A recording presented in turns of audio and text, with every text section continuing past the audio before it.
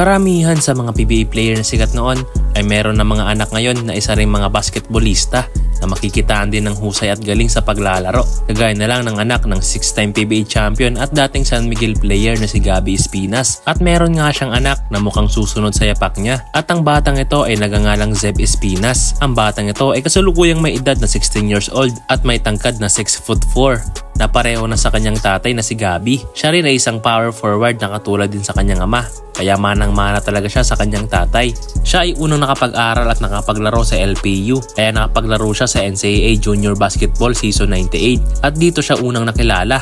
Dahil grabing performance ang ginagawa niya sa bawat laro nila. At masasabing binubuhat niya talaga ang kanyang team. Nakapag-average nga siya sa NCAA ng 5.25 points, 8.38 rebounds at 1.68 assists per game. At di rin nagtagal ay lumipat siya at na-recruit ng Ateneo Blue Eaglets. At dito ay mas lalong nag-improve at nag-mature ang kanyang paglalaro. Katunayan sa kanyang debut game sa Ateneo ay nakapagtala agad siya ng 19 points, 15 rebounds at 6 assists. Kaya talagang may potensyal itong si Zev Espinas. Biruin mo, unang laro niya sa UAAP Junior ay nakapagtala agad siya ng double-double.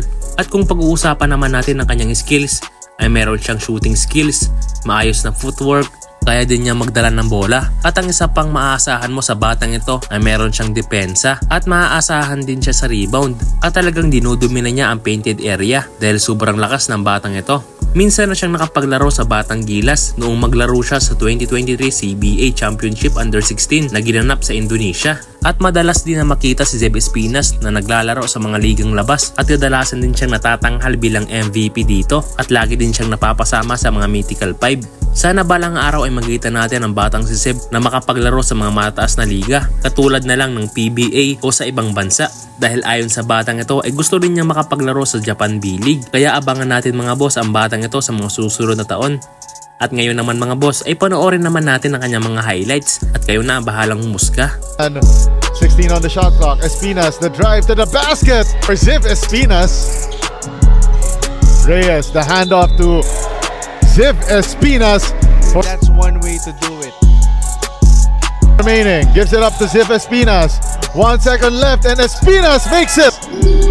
And we are down to the last 2 minutes, brought to you by Strong Group Athletics, and Zev Espinas gets the hoop, the horn, the three-point play.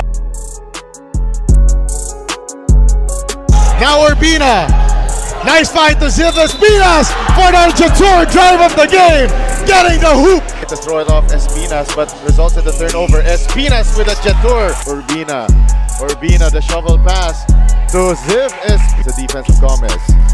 Now they go to Espinas, driving to the